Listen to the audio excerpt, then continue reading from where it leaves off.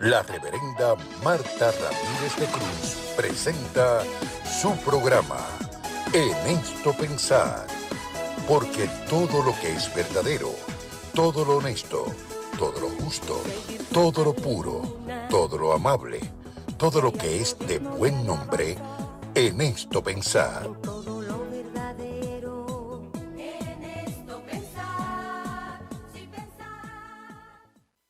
Buenas noches, hermanos, amigos. Les saludo como siempre en el nombre de nuestro Señor Jesucristo y en el mío propio. Aquí estamos un programa más, como siempre contenta de poder compartir el mayor mensaje, el mensaje más importante, más trascendental que se puede expresar, y es el mensaje de salvación en Jesucristo el Señor. Así que regálate esta hora donde Dios te va a hablar, te va a ministrar, y donde yo sé que Él va de una manera especial a obrar en tu vida. Recuerda que al final del programa oramos por los que llaman, así que puedes hacerlo a los números de teléfonos que vas a ver de continuo en pantalla, que en ambos casos es 787 y 883 0809 883 8558. Así que recuerda que aunque originamos el programa viernes, puedes ver la repetición o sugerirle a alguien para que se edifique el domingo a las 12 de la medianoche, el lunes a las 9 de la mañana y el miércoles a las 2 de la tarde. Así que son buenas oportunidades cuando uno gusta de algún programa en específico, compartirlo con alguien que lo necesite y donde pueda también recibir bendición, porque en todos se cogen las llamadas y se ministra. Así que siéntete libre de bendecir a otros con lo que Dios te bendiga a ti. Hoy, como siempre, tenemos un invitado especial y está con nosotros el reverendo Prudencio Rivera, pastor nuestro de la Iglesia Cristiana Discípulos de Cristo en Valle Verde, en Candelaria Arenas. Eso es bien cerquita de Bayamón, yo creo que es como toda baja, y uno se baja del expreso y en un minuto está en la iglesia. Y es un hombre de Dios, un hombre que lo conozco hace bastantes años, cuando todavía era pastor asistente de Junior Narváez en la Iglesia Discípulos de Cristo en Amelia, y nos ha acompañado en todo este camino. Y mire, ore por todos los pastores.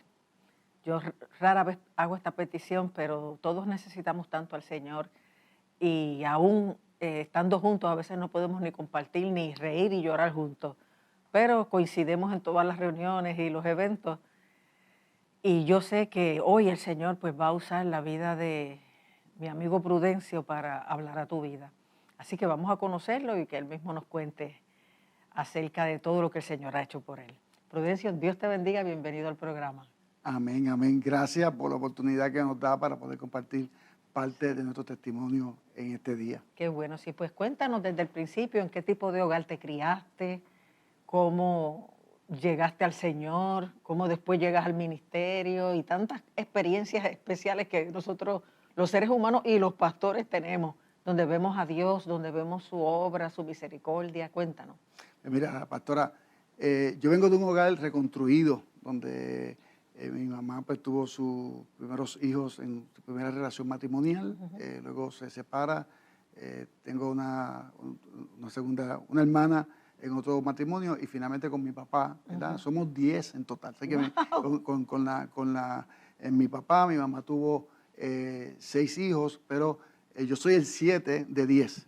Así veo, sí. que ya por ahí, no, desde ya por ahí hay señales del llamado de Dios, ¿verdad? Para con nuestra vida. Venimos de una familia pobre, yo le digo a las personas de la iglesia cuando doy el testimonio que venimos de una familia bien acomodada, porque tenemos que acomodarnos muchos en un cuarto. Esa era nuestra realidad, ¿verdad? Vengo de un residencial donde nos criamos viendo drogas, alcohol, adulterio, fornicación, violencia doméstica. En medio de ese ambiente, ¿verdad? Que tiene una influencia en uno, en nuestra crianza, pues nosotros nos criamos. Tengo hermanos que lamentablemente cayeron en la adicción, ¿verdad? Y conozco esa situación que se pasa, ¿verdad? Cuando se acompaña. Pero Dios, en su misericordia, tuvo pues tuvimos la bendición nosotros de ser alcanzados por él. Yo vengo de una iglesia que estaba en el catolicismo y yo fui hasta Monaguillo. Ajá. Y fui a Casa Manresa y inclusive hice cursillos de cristiandad. Así que desde pequeño nuestros padres nos inculcaron valores, ¿verdad? Uh-huh. No obstante, pues nunca había tenido un encuentro verdadero con el Señor. Uh-huh. En medio de mi conversión, fue la hermana mía que me llamó, me invitó a la iglesia de Amelia. Y ella fue la primera que se convirtió. Ella fue la segunda que se convirtió. Uh-huh. Se convirtió una hermana mía del medio, en Levittown, la discípula de Levittown. Uh-huh. Y luego entonces pues nosotros fuimos a Amelia. Estaba predicando, recuerdo como ahora, la pastora Mary Reyes, no sé si la llegaste a conocer, en paz descanse, que tuvo un testimonio impactante donde ella había muerto y el Señor la sacó del cuerpo. Y fue una predicación bien impactante. La cosa es que llegué al altar llorando, bien tocado por el Señor, y cuando miro para el lado, mi esposa estaba también al lado mío, así que nos convertimos los dos juntos en marzo 10 de 1985, así que la fecha está marcada, o sea, llevamos ya 39 años de ese momento histórico. Ese momento marcó un antes y un después en nuestra vida, ¿verdad? El conocer al Señor, ser transformado por el poder del Señor y entender también todo el proceso, ¿verdad? Que cuando la Biblia habla de que la obra que Él ha comenzado la va perfeccionando de día en día, amén, todos estamos todavía en un proceso de construcción. Esa es nuestra realidad. Y lo hasta que nos vayamos. Exactamente, sí, exactamente. Así que eso marcó nuestra vida. Cuando yo llego al Señor, ya yo tengo 3 hijos y yo estaba sumamente joven. Así que cuando tengo 3 hijos es porque me casé también bien joven. Ajá. Saliendo del 10º grado de escuela superior, y cometimos, yo le digo, lo compartimos, no un error, un horror. Mi esposa y yo tendrías como 15 años. 15 años, teníamos 15 años cuando pues mi esposa salió embarazada y a los 16 años ya estábamos casados. Wow. Obviamente quiero resaltar 2 cosas en lo que he compartido contigo y con toda la audiencia, y es que la primera, el medio ambiente, aunque influye, no necesariamente te marca, no determina, ¿verdad? Aunque te puede marcar, pero no determina tu futuro, ¿verdad? Así que podemos crear un medio ambiente tóxico, disfuncional, pero Dios sigue demostrando su gracia con nosotros. Sí, uno decide si se va en esa dirección o lo rechaza por los elementos negativos que ve y toma otra. Exactamente, exactamente. Igualmente, cuando pasa el evento del embarazo de mi esposa, tuvimos la oportunidad de determinar y decidir si ella tenía nuestro bebé o no lo tenía. O sea, había familias que inclusive le sugirieron el aborto.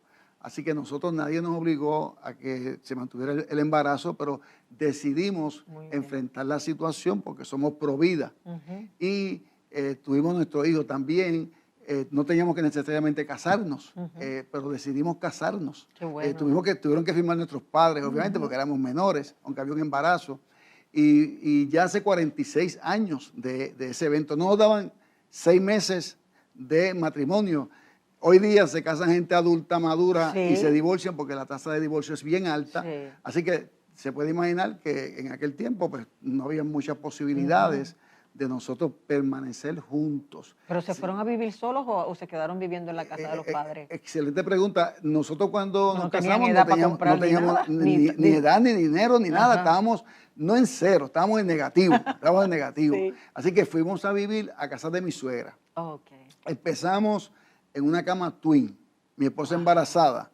Así que cuando pues yo le echaba el brazo a ella, durmiendo, yo sentía los latidos de mi primogénito, era algo lindo. Posteriormente, pues la casa de mi suegra se va vaciando, que se vació en un semestre. O sea, los 3 hijos se casaron en 6 meses. Mira por allá. ¿Ella era la única hija? No, eran 3 hijos. Eran 4, pero ya había uno casado que terminó en Estados Unidos, y los que quedaban en Puerto Rico, los otros 2 tenían planes de boda, uno en verano y otro en diciembre, y los que no teníamos planes de boda terminamos casándonos primero que los que tenían planes de boda, ¿verdad? Por la situación obviamente que sucedió. Así que también fuimos a vivir con ellos, con mis suegros. Para nuestros suegros fue un momento de mucho dolor. Sí. Y para mis padres también, porque dentro de la escuela yo era muy aplicado. Así que yo tenía la expectativa de estudiar medicina. Y pues yo pues, para la gloria del Señor, ¿verdad? Pues salía con honores y altos honores en la escuela. Pues mis padres lloraron mucho. Mis suegros también, ¿verdad? Nosotros lo entendemos. Así que decidimos honrar a nuestros padres, echar hacia adelante nuestra familia. Y pues seguimos estudiando y trabajando, ¿verdad? Y entonces, pues nuestra carrera académica continuó a pesar de que empezamos mal, ¿verdad? Y el segundo mensaje que quiero dar de esperanzador, pastora, es que hay padres y madres que nos pueden estar viendo en este momento. Sí. Inclusive hay jóvenes que nos pueden estar viendo en este momento. Y lo que empieza mal no tiene por qué terminar mal. Hay un dicho que dice que lo que empieza mal termina mal. Eso es mentira del diablo. Okay. Lo que empieza mal se puede enderezar en Cristo. Cuando uno viene al Señor, aleluya. Dios nos transforma a nosotros y Dios es un Dios de oportunidades y con la ayuda del Señor, amén. Dios nos levanta. Todavía nosotros no estábamos convertidos cuando nos casamos, esa es la realidad, pero vimos la gracia de Dios desde ya, cubriéndonos a nosotros en medio del proceso. Y cuando decidimos estudiar, terminamos nuestra escuela superior. Tuvimos que decidir cuál de los dos seguir estudiando porque teníamos ya para la universidad. Para la universidad. ¿Tuvieron rápido después otro? Nuestros hijos ninguno se planificaron. Nació nuestra hija, ya yo estaba en la universidad. Okay. Así que mi esposa decidimos ambos que yo iba a seguir mi bachillerato. Ella empezó a estudiar computación, pero los niños le requerían el tiempo, así que ella se sacrificó en ese aspecto, ¿verdad? Para yo poder seguir estudiando y trabajando. En aquel momento trabajaba en Amigo, y estuvimos en la industria de alimentos por 26 años, trabajando 5 en Amigo y 21 en Nabisco. Mira, para aquellos que son de otros países, porque este programa se ve en muchos países en Latinoamérica, Amigo es una cadena de supermercados. Sí, Amigo es una cadena de supermercados, correcto. Estábamos en la industria de alimentos, trabajando primero en una cadena de supermercados, trabajando como bagger, después fui cajero, gondolero, ¿verdad? Y luego, posteriormente, trabajé en Nabisco, que es una compañía multinacional en aquel entonces, como vendedor merchandiser. Y ya cuando yo entré en Nabisco, como a los 2 años me convierto. Y Dios nos bendijo tanto, aleluya. tanto, para la gloria y honra del Señor. Recuerdo que tenía 3 ofertas de empleo. Y pues de las 3 ofertas, la que menos me llamaba la atención era la de Nabisco. Pero Dios evidencia su gracia. Amén. Y uno lo puede ver y puede testificar después que nos dirigió a trabajar en Nabisco y fue el lugar que era el de Dios, porque fue donde tuve una carrera profesional para la gloria de Dios, exitosa, ¿verdad? Yo empecé como vendedor merchandiser y terminé como gerente de ventas de esa empresa. 21 años estuve ahí hasta que se vendió a Kraft y Kraft entonces le dio la distribución a otra compañía local de distribución, ¿verdad? Y venta. Así que en ese sentido hemos visto la mano de Dios obrando. En todo ese proceso que nos convertimos, estamos trabajando, llegamos al Señor en 1985, tenemos un encuentro con el Señor, nuestros hijos están en el Evangelio, mi esposa sirviéndole, igualmente mi persona. Dios nos llama o nos habla del pastorado recién convertido. Y yo decía a mi esposa, yo no sé, pero eso es profecía como que eso no es de Dios. y yo no fue que no la creí, pero tampoco la tomé totalmente en serio, ¿verdad? Sí, pero uno tiende como a descualificarse, y más si uno está recién convertido, uno dice, pero ¿y que yo? eso no puede ser porque yo no sé nada de esto y yo estoy empezando. Y es así, ¿verdad? Yo este domingo predicaba sobre Gedeón, ¿verdad? Que Gedeón se descualificaba él mismo cuando yo soy el más menor de mi casa, soy de la tribu más pobre, ¿verdad? Pero cuando Dios llama y Dios es el que respalda. Y esto no se trata de nosotros, se trata siempre de Dios. Amén. Dios es el que llama y es el que capacita. Exacto. Y cuando es Dios realmente que está llamando a uno, no somos nosotros que nos llamamos, pues Dios se va a encargar de en el proceso confirmar. Y no solamente confirmarlo, sino que cuando nosotros ejercemos el pastorado formalmente, lo vamos a poder ver, respaldando el llamado que Él nos ha hecho a nosotros, ¿verdad? Y entonces tuve, como bien dijiste en la introducción, nuestra iglesia madre es la Iglesia Discípulos de Cristo de Amelia. En Guaynabo. En Guaynabo, exactamente, que ibas allá cuando estaba una nenita, yo creo que estabas empezando allá en Vega Alta, ¿verdad? Exacto. 40 años atrás. 40 años atrás. Doy gracias a Dios por mi pastor, Emilio Narváez Jr., ¿verdad? A quien honro, donde quiera que estoy.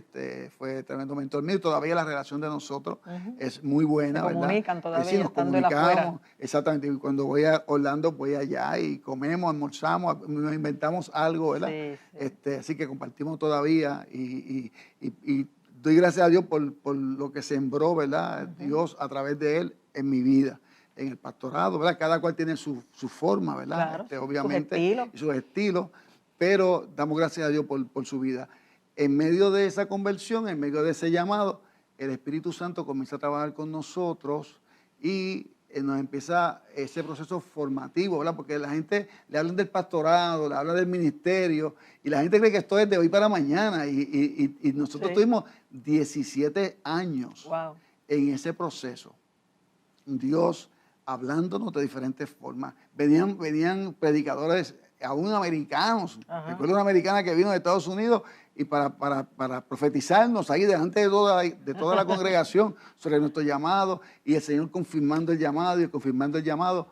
Obviamente pues comenzamos, ¿verdad? Tanto en la iglesia local, porque tú sabes que todos nuestros procesos pastorales comienzan desde la iglesia local. Exacto. Se tiene que darse desde Génesis en la iglesia local el llamado 20 por Dios, pero la iglesia tiene que validarlo, ¿verdad? Algunos están 1 año, 2 años, pero tiene que ser desde la iglesia. Y en la iglesia ocupamos diferentes posiciones, ¿verdad? Dentro de la iglesia para servir al Señor en cualquier área donde el Señor nos necesitara, para el Espíritu Santo ir formándonos a nosotros. Y simultáneamente estábamos en el instituto, Juan Figueroa Umpierre, ¿verdad? Así que se fue dando eso de manera paralela.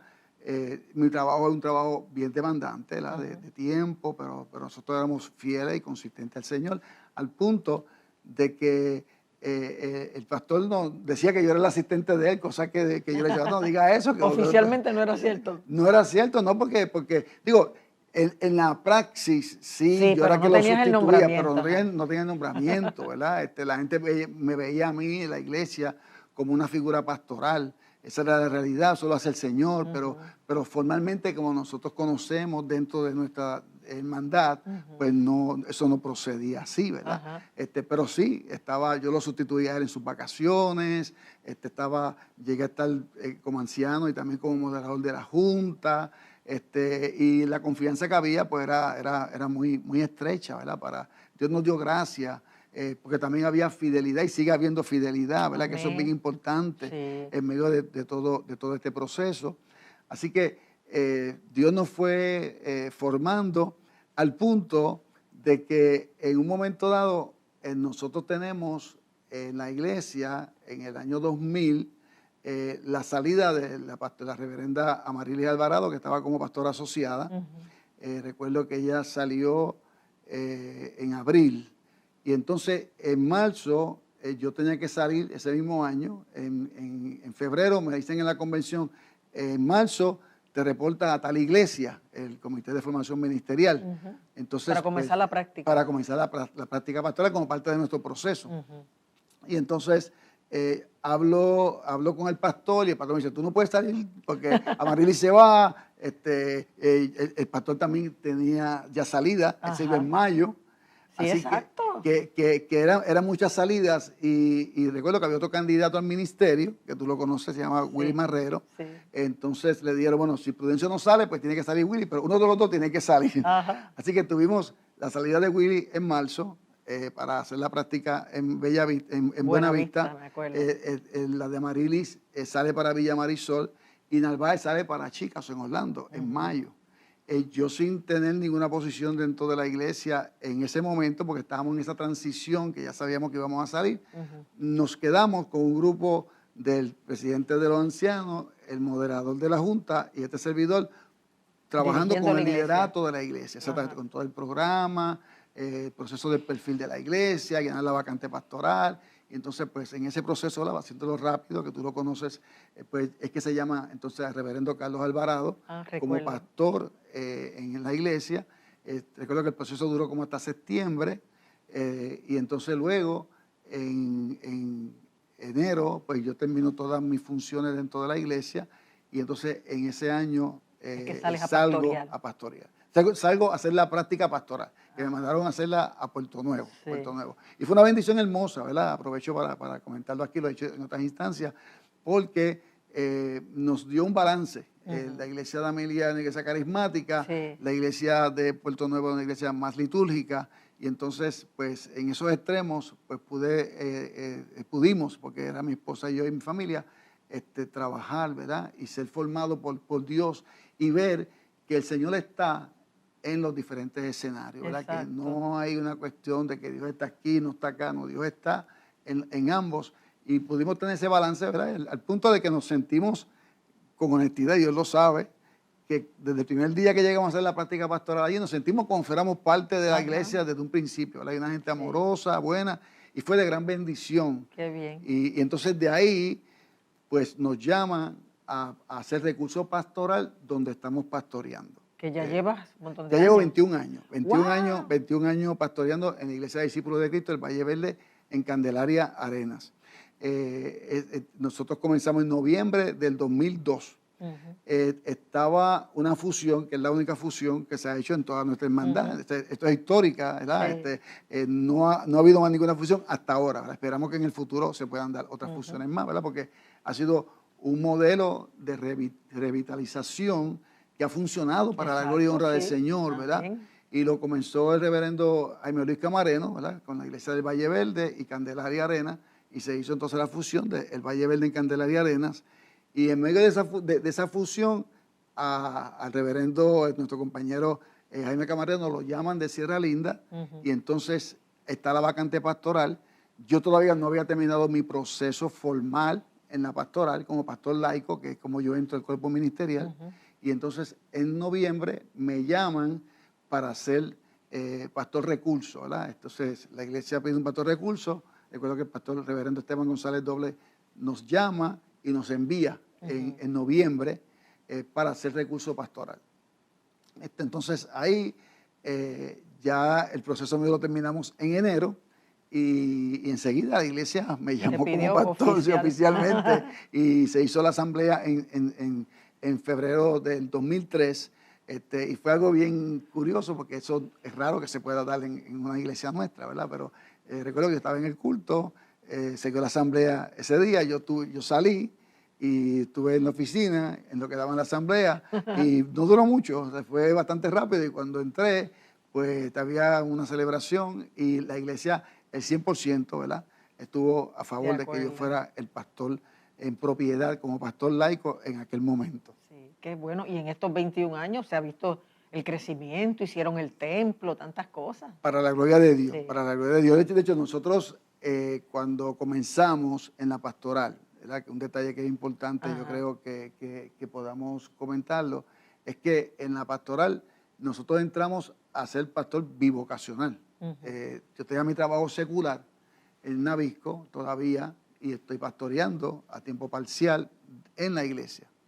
En medio de ese proceso, la compañía decide darle la distribución a una compañía de distribución, como dije al principio, para que distribuyera los productos de Nabisco, y entonces decide cerrar el departamento de venta, del cual yo en ese momento era gerente de venta por la gracia del Señor. Y recuerdo que eran 103 personas que estaban bajo la organización, y todos nos quedamos fuera. Pero Dios usó eso para sacarte Dios finalmente. usó eso para sacarme. Pero fíjate lo interesante, ¿verdad? Y es bueno que la gente pueda escucharlo, porque en medio de esa salida mía de Nabisco, yo estoy con un ingreso significativo, ¿verdad? Con unos beneficios marginales, con carro cada 4 años, con todos los gastos pagos, con un salario bien, muy bueno, ¿verdad? Cuando yo salgo, como yo no entré a tiempo completo, pues yo estoy buscando trabajo, consigo trabajo, tengo la oferta de empleo, firmo el contrato de trabajar en una empresa nueva, iba a estar como gerente general en ese otro sitio, en venta también, una empresa local, y orando al Señor, el Señor me dijo, rechaza la oferta. No te vistas que no va. No te vistas que no va. Si aceptas esa oferta, lo que estoy haciendo en la iglesia se paraliza. Y fue un momento... Sí, porque tú lo viste en lo natural, como padre de familia, ser responsable y sustituir lo que perdiste por acá. Porque obviamente la iglesia no te podía sostener. Pero Dios te dijo, no, tienes que poner tu confianza en mí, rechaza eso que yo me encargo. Exactamente, y literalmente así fue. Sí. Yo le dije, Señor, yo me rindo a ti. Pero esto no depende de mí solamente. Así que yo le dije, háblate con la colorada, como le digo a mi esposa, háblate con Sally, que cuando yo hablé con ella, traté con ella. Y entonces yo terminé de orar y después le dije a Sally, tengo que hablar contigo. Estaba en mi momento de oración y el Señor me ha dicho que rechace la oferta de empezar en este nuevo empleo para que me dedique a tiempo completo en el ministerio. Entonces ella me miró así como te estoy mirando yo a ti, me dio los ojos y me dijo, ¿tú sientes paz? Y yo le dije, sí, yo siento paz porque yo sé que es Dios. Me dijo, pues dale para adelante, yo te respaldo. Aleluya. Así que fue un momento de afirmación, ¿verdad? Porque el ministerio pastoral yo nunca lo he visto, los que estamos casados, ¿verdad? Como algo independiente del hombre o la mujer. Esto es un matrimonio, ¿verdad? Y tenemos que respaldarnos mutuamente y tenemos que considerar a nuestra pareja, ¿verdad? Porque somos una familia. Cuando pasa eso, llamo al liderato de la iglesia y me reúno con ellos y le dejo saber lo que el Señor trató conmigo, y el liderato de la iglesia me dice, pastor, nosotros no podemos sostenerlo, porque ellos veían mis diezmos, así que ellos sabían mis ingresos, ¿verdad? Lo podían deducir, ¿verdad? Porque hemos creído siempre en diezmar, aún desde la pastoral, ¿verdad? Y siempre el pastor debe ser el ejemplo en ese contexto. Así que yo le dije a ellos, es cierto, ustedes no me pueden sostener, pero el Dios que me llamó sí me va a sostener. Y entramos en esa empresa a tiempo completo.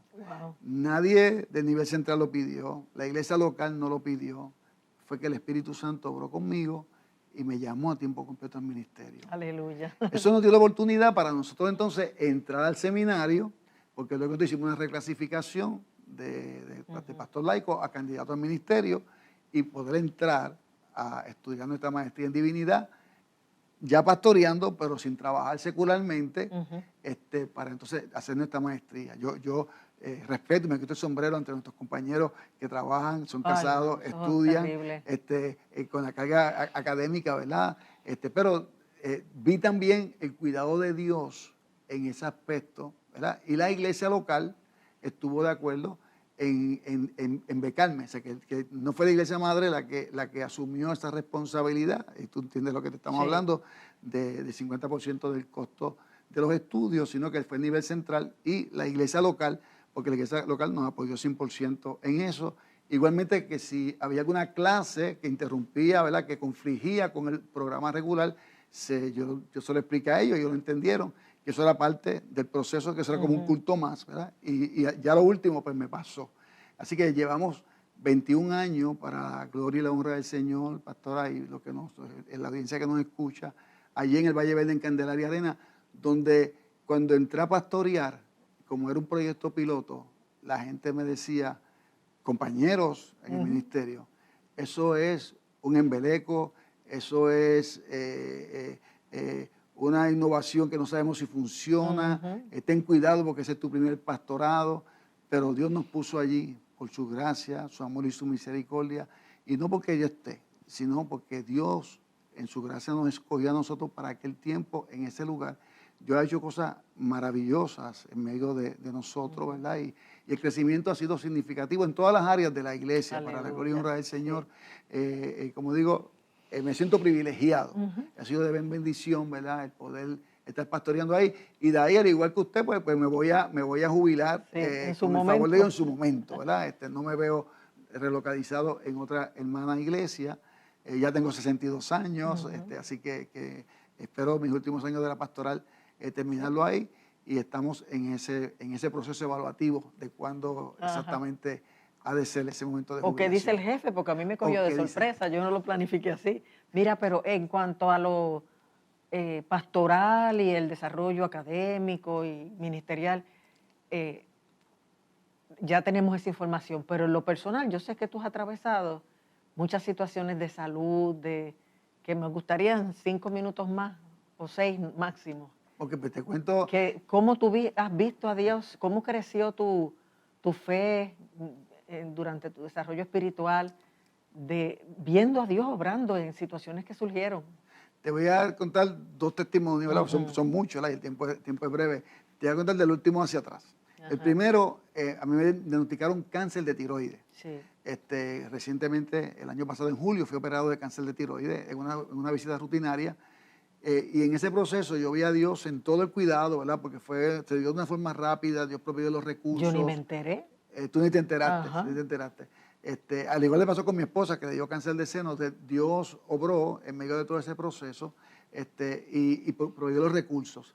En mi caso, yo estaba por retirarme 3 días y la casa que yo utilizaba, el apartamento, pues lo habían vendido. Entonces, pues Morton estaba cerrado. Y entonces fue bien lindo, ¿verdad? Y se los testificé así mismo a la iglesia, porque en medio del proceso del cáncer de tiroides, parte del tratamiento es una semana en aislamiento con el tratamiento de yodo. Sí. Así que ese tiempo, que para algunos es agonizante, en mi caso se convirtió en un retiro espiritual. Ajá. Así que, en vez de 3 días cogiste una semana. Exactamente. No van a ser 3 días, va a ser una semana. Sí. No va a ser en ningún lugar, va a ser en tu casa, pero estaba solo en mi cuarto, ¿verdad? Me daban los alimentos, me los ponían al frente de la puerta. Y así que fue una experiencia espiritual maravillosa que marcó un antes y un después. Es algo que uno anhela con el corazón, ¿verdad? Y cómo Dios torna los limones, como yo digo, en limonadas, y Dios se glorificó. En otro evento, ¿verdad? Que es bueno porque la gente puede pensar que nosotros tenemos familias perfectas. Exacto, ¿verdad? Por eso te pregunté. En el caso mío, yo tengo mi hijo mayor, que mi hijo mayor tuvo hace unos años atrás un evento donde fue arrestado por los federales. Y él fue ingresado en la cárcel federal. Y en medio de ese proceso de mi hijo, cuando lo arrestan, yo llegué a la iglesia literalmente arrastrando los pies, como muerto en vida, literalmente. Y puse a un laico a predicar, pero le dije al laico, antes de predicar, yo quiero decirle a la iglesia lo que yo estoy pasando. Y se lo comunico a la iglesia, me abro con la iglesia, e inclusive puse mi posición de pastor disponible. Si ustedes entienden que esto me descalifica como pastor de ustedes, pues yo levanto las manos y hasta aquí llego al pastorado. Que no había sido una acción tuya. Que no había sido una acción mía. Pero hay iglesia y hay iglesia. Sí, esa es la realidad. Sin embargo, el ministro que llegó muerto con su esposa a la iglesia, a través de las expresiones, la solidaridad y el pastorado de las ovejas a su pastor, aleluya, y a su esposa y a su familia. Qué valioso es eso. Fue sanador. Yo salí resucitado en aquel momento, y lo cuento como una experiencia de esperanza, porque hay veces que nos suceden cosas a nosotros, ¿verdad? Que no tiene que ver directamente que uno haya cometido alguna falta, sino algún hijo, algún nieto, algún hermano. Todos pasamos por situaciones difíciles, como yo le digo a la iglesia. O sea, la Biblia es clara.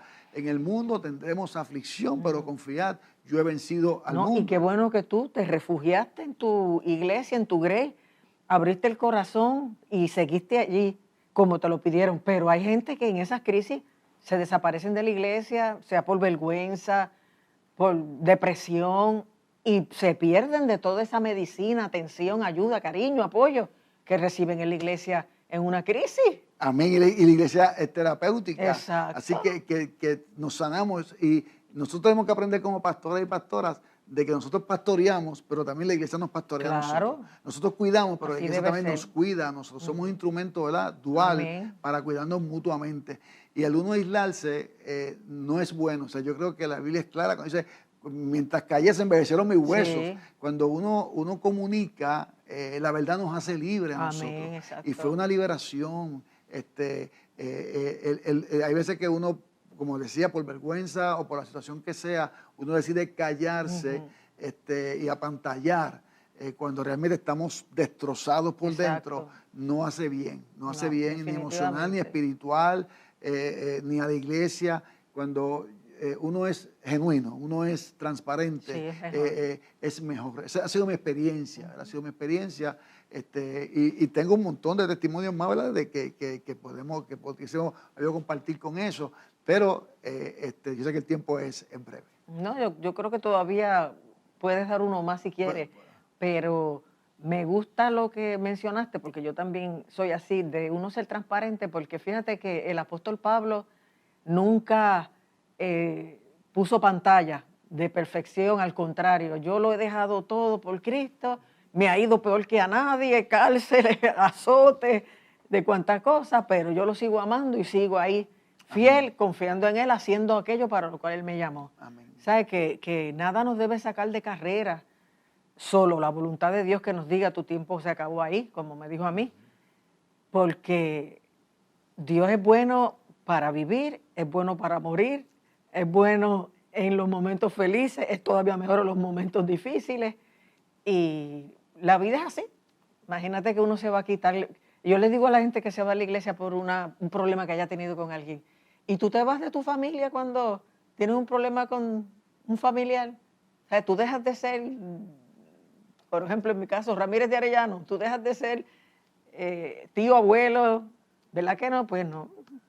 Tú no tienes que alejarte de tu familia espiritual. Amén, amén. Por una situación con alguien. Siempre hay fricciones, siempre hay situaciones, pero seguimos siendo tu familia, sigue siendo tu casa, tu lugar de adorar, tu lugar de crecer. Y la gente que le ama, realmente, claro, que estamos para apoyarnos sí, mutuamente. No, definitivamente. ¿Y alguna otra experiencia que quieras compartir? Sí, quisiera, si el tiempo me lo permite, sí, compartir una experiencia, porque he tenido una sensibilidad, porque en el caso nuestro, a nosotros pasar lo que pasó con nosotros a los 15 años, pues eso nos marcó, ¿verdad? Y trabajar con parejas que han pasado por situaciones como esa, y poder acompañar a los padres, a los abuelos, sí, en situaciones como esas dentro de la iglesia, porque uno pensaría que esto se da fuera de la iglesia, no, se da dentro de la iglesia también, obviamente se da más fuera de la iglesia, porque también mi hija nos hizo a nosotros abuelos bien temprano. Yo tengo ya una nieta que tiene 24 años, que está casada ya, y una niña que creció en el Señor y es como si fuera nuestra hija. Pero esa niña vino también, mi hija tenía 17 años, ¿verdad? Y cometió el mismo error que nosotros, 17 años. Y fue bien doloroso, así que yo pude entender. Tú pudiste estar momento, en las dos posiciones, el de que lo comete y el de los padres. Exactamente. Wow. Y entonces Dios nos ha dado una sensibilidad para trabajar con esas situaciones dentro de la misma iglesia, y para la gloria de Dios la hemos trabajado siempre con mucha sensibilidad y hemos podido lograr, ¿verdad? Esto no depende de nosotros, depende de la disposición de las personas y también de Dios. Poder trabajar para que las personas puedan tener su bebé, puedan casarse y construir una familia unido, ¿verdad? Y damos gracias a Dios porque lo hemos acompañado en diferentes instancias y hemos podido, ¿verdad?, ver el fruto de Dios. Y yo le llamo, ¿verdad?, que es que Dios nos ha dado esa empatía, esa sensibilidad para poder trabajar con las personas, no dándole una disciplina de 6 meses y trabajándolo para acompañarle, para restaurar, porque finalmente Dios es la obra de Dios, restauración. Dios restaura. Entonces, pues, debemos de tener eso siempre claro, ¿verdad? Que no hay nadie que no le falle al Señor. Todos somos pecadores, esa es la realidad, ¿verdad? Somos redimidos. De una manera o de otra, todos nos equivocamos. Todos nos equivocamos, cometemos errores en el camino. Obviamente hay cosas, ¿verdad? Y hay posiciones dentro de la iglesia, pero estamos llamados para ayudar, para acompañar, para restaurar, porque para eso el Señor nos ha llamado. Él vino para los enfermos, y los enfermos son los que necesitan médicos. Así que... No, y fíjate que Jesús se mete en la historia y en esta carne para convertirse en un médico herido. Amén. En un salvador triturado por el pecado de la humanidad. ¿Sabes? Que a veces cuando Dios nos hace más efectivos, cuando nos permite vivir unas cosas, porque precisamente captamos el dolor, lo que significa esa experiencia y podemos ayudar mejor. El mejor consejero para alguien que le da cáncer es otro que fue sanado de cáncer. Exactamente. Yo tenía una hermana en la iglesia que era ayudante mía en la visitación y su hija murió a los 15 años en una operación de tiroides o no me acuerdo exactamente. Y esa era la mujer más efectiva cuando había una pérdida de un hijo en la congregación o en la comunidad, porque ella tenía el lenguaje del dolor, de la compasión, para hablarle a esos padres que habían perdido, porque ella había vivido eso. Exactamente. Y yo no sé por qué, pues Dios permite ese tipo de cosas. Sí. Y él fue un médico herido. Así Amén. Que nosotros somos también pastores heridos, que hemos vivido nuestras cosas y que eso precisamente nos hace más efectivos con el dolor de la gente, que es lo que uno viene a ayudar. Amén. Amén. No, es tremendo, el Señor es tremendo. Amén. Wow, qué bueno, Prudencio, que ¿verdad? Nosotros vivimos cosas tan maravillosas y a la vez vivimos cosas tan difíciles, pero en todas vemos la gloria de Dios. Amén. Y Amén. Se comprueba que los pastores somos tan humanos como las ovejas, pasamos las mismas cosas y Dios nos ayuda y nos enseña como lo hace con los demás. Amén. Dios siempre nos está enseñando. En todo este proceso de pandemia hemos aprendido todo un montón de cosas. Y la cuestión de la pospandemia. Y seguimos aprendiendo. Tenemos que seguir aprendiendo. La cuestión es tener un espíritu enseñable, Amén. Ser humilde. Esa es la palabra. Y eso nos ayuda, porque uno sigue creciendo e integrando a lo que ya tiene y crece. Amén. Bueno, se nos acabó hace rato el tiempo, pero yo quería escuchar otras experiencias porque sabías que las tenía. Pero te agradezco un montón que hayas venido. Uno siempre tiene que hacer tantos ajustes y que hayas compartido con todo este público tus experiencias y tu fe, tu alegría, porque tú, habiendo pasado tantas cosas, siempre te he visto victorioso. Amén. Siempre te he visto contento, como alguien que está viviendo una vida plena. Amén. Amén. Así que gloria a Dios, porque así es. Uno puede estar sufriendo muchas cosas, pero es tan grande la bendición de la presencia de Dios en la vida de uno. Amén. Yo le decía al Señor ayer, que no se me olvide que tú eres el que está en control, que yo no tengo que salvar a nadie ni dirigir nada, eso te toca a ti. Amén. Amén. Y eso relaja a uno. Exactamente. Y le quita peso a uno también, porque uno cree que le corresponde a uno y no, o sea, la obra es del Señor, la iglesia es del Señor. ¿Quién hace la obra? Es el Señor. Somos solamente instrumentos del Señor, ¿verdad? Por su gracia, por su amor. Y hay que disfrutar la vida cristiana Amén. Y el ministerio sabiendo que uno solamente está siendo un colaborador, como dice Pablo. Bueno, pues gracias, Prudencio, sigue hacia adelante y que Dios te dirija en el cierre de este capítulo ministerial de aquí a unos cuantos años, Amén. Según sea su voluntad. Amén. Gracias a ti por darme la oportunidad, ¿verdad? Y a toda la audiencia que sé que es alta, que te escucha en Puerto Rico y fuera de Puerto Rico, y estamos para servirle. Qué bueno, pues adelante en el nombre del Señor.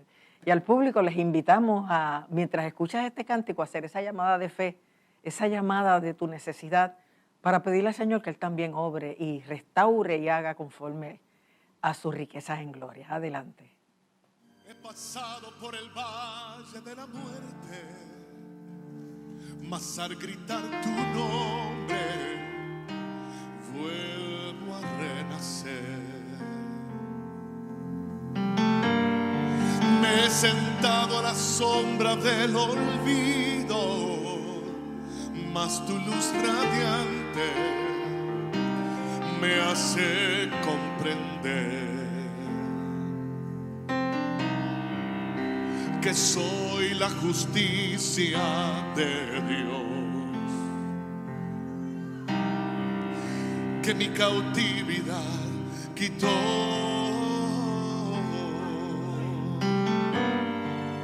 Caerán mil a mi diestra,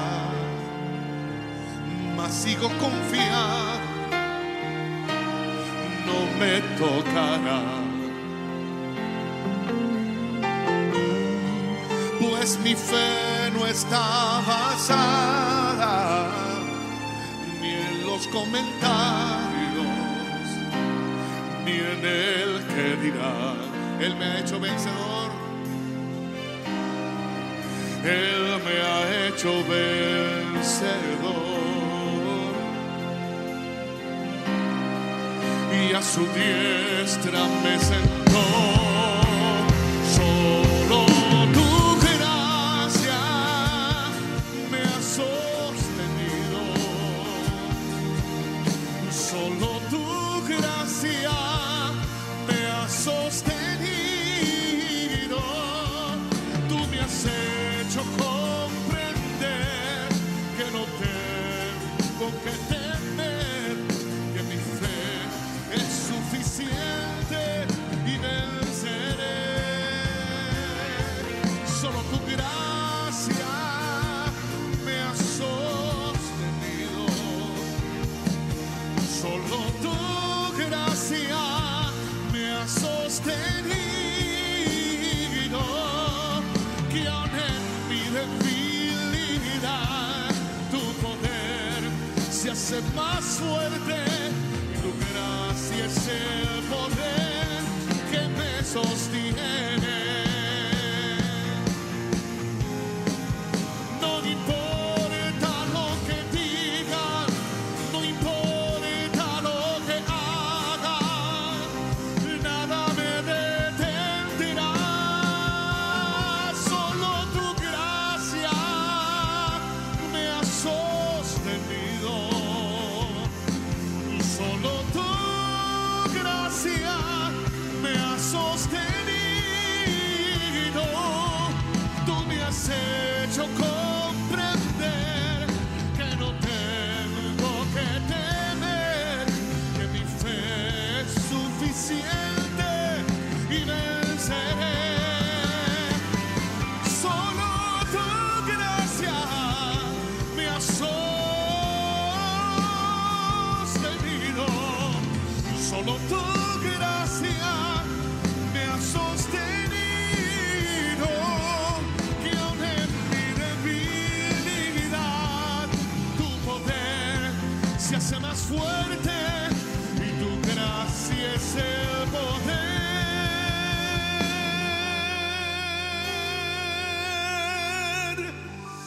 que me sostiene.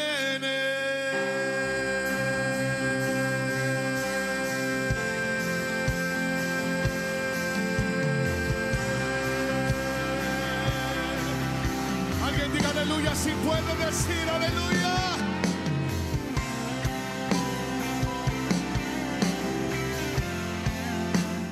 Wow, es maravilloso experimentar la gracia de Dios, porque la gracia es ese favor inmerecido por amor, por voluntad propia de Dios como creador nuestro y Padre, que nos creó para ser sus hijos, y aunque el ser humano tomó otro camino, en Cristo Él nos regala la adopción por la fe en la obra de Él a favor nuestro en la cruz.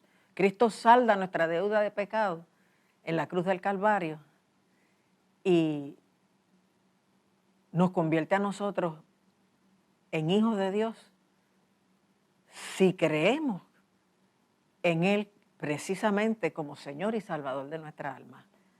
Porque así lo dice Pablo a los Efesios, porque por gracia sois salvos por medio de la fe. No es solo por la gracia de Dios. Tú tienes que poner tu fe en Jesucristo como tu Señor y Salvador para que entonces al juntarse la gracia de Él con tu fe, seas salvo. Porque por gracia sois salvos por medio de la fe. Y esto no de vosotros, pues es don de Dios, no por obras, para que nadie se gloríe. O sea, Pablo está diciendo ahí que nosotros nos salvamos por la gracia de Dios y la fe nuestra, pero no hay obra que podamos hacer, no hay nada que podamos hacer para salvarnos si no tomamos el camino de poner nuestra fe en Jesucristo como aquel que pagó nuestra deuda y nos llevó a la adopción. Porque el apóstol Juan dice en el primer capítulo de su evangelio que mas a todos los que les recibieron, hablando del ser humano recibiendo a Cristo como Señor y Salvador, a los que creen en su nombre, fíjate que hay dos acciones ahí, recibirle después de creer, porque con creer nada más no basta. Yo antes decía mucho esto y lo he dejado de decir, pero es cierto. El apóstol Santiago dice en su carta en la Biblia, ¿crees en Dios? Bien haces, pero aún los demonios creen y tiemblan. O sea, los demonios saben que Jesús es el Hijo de Dios, pero no basta creer, hay que tener una fe completa. Primero hay que recibir a ese en quien creemos que es el Hijo de Dios y que murió y resucitó por nosotros. Y hay que tener una fe completa, que yo también antes decía que es triangular, porque la fe completa cree, confía y obedece. Si tú solo crees y no confías, eso no es fe. Eso lo hacen hasta los demonios. Si tú solo crees y confías, pero no obedeces, no eres salvo. Porque tu amor por Dios se manifiesta con lo único que puedes hacer, que es sirviéndole y obedeciéndole. Y Jesús mismo dijo, si me amáis, guardad mis mandamientos. O sea, no hay verdadero amor ni relación con Dios si Él va por un camino y tú por otro. De hecho, el profeta Amós dice, andarán dos juntos si no estuvieren de acuerdo. Si tú no te pones de acuerdo con Dios y caminas con Él y le obedeces, no es una fe salvadora. Hay mucha gente que cree y mucha gente que confía, pero si no viven la vida cristiana, si no caminan de la mano del Señor, no son salvos. Porque Pablo dice en los Romanos, porque con la boca se confiesa para justicia y con el corazón se cree para salvación. O sea, hay que vivir, confesar, caminar en lo que se ha creído en el corazón. Y si se ha creído que Jesús es el Hijo de Dios y que Dios lo levantó de entre los muertos, entonces somos salvos. De hecho, Jesús mismo dijo, yo soy el camino, la verdad y la vida. Y nadie va al Padre sino por mí. Así que tú tienes que vivir en ese camino de salvación, en esa verdad de que lo que Dios ha dicho es lo que es cierto y correcto, y en esa vida que empieza aquí siendo una vida abundante, pero va a terminar allá siendo una vida eterna. Así que escudriñaos a vosotros mismos.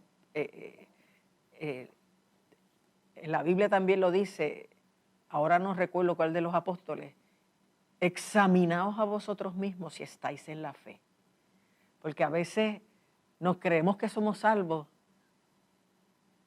viviendo bien lejos de la voluntad de Dios o bien distinto a la petición y las expectativas de Dios.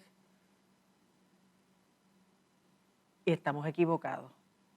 Y por eso se nos hace esa exhortación en la palabra. Examinaos a vosotros mismos si estáis en la fe verdadera, en la fe completa. Si estás creyendo, si estás confiando y si estás obedeciendo. Porque tú te salvas solamente por aceptar a Jesucristo como Señor y Salvador, pero después que te salvas, el mismo apóstol Pablo dice en Efesios 2 que somos hechuras suyas, creados en Cristo Jesús, o sea, naciendo de nuevo, siendo hechos nuevos, para buenas obras, las cuales Dios preparó de antemano para que anduviésemos en ellas. O sea, Dios nos llamó para ahora caminar con Él.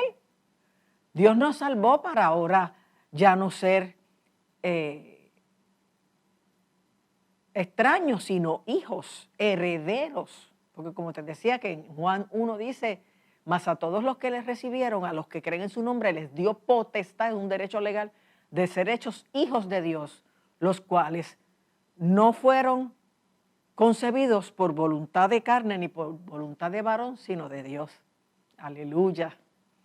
Así que tú eres hijo de Dios y heredero de Dios y coheredero con Cristo, si le aceptas como tu Señor y Salvador. Y eso es lo que estamos celebrando en estos días.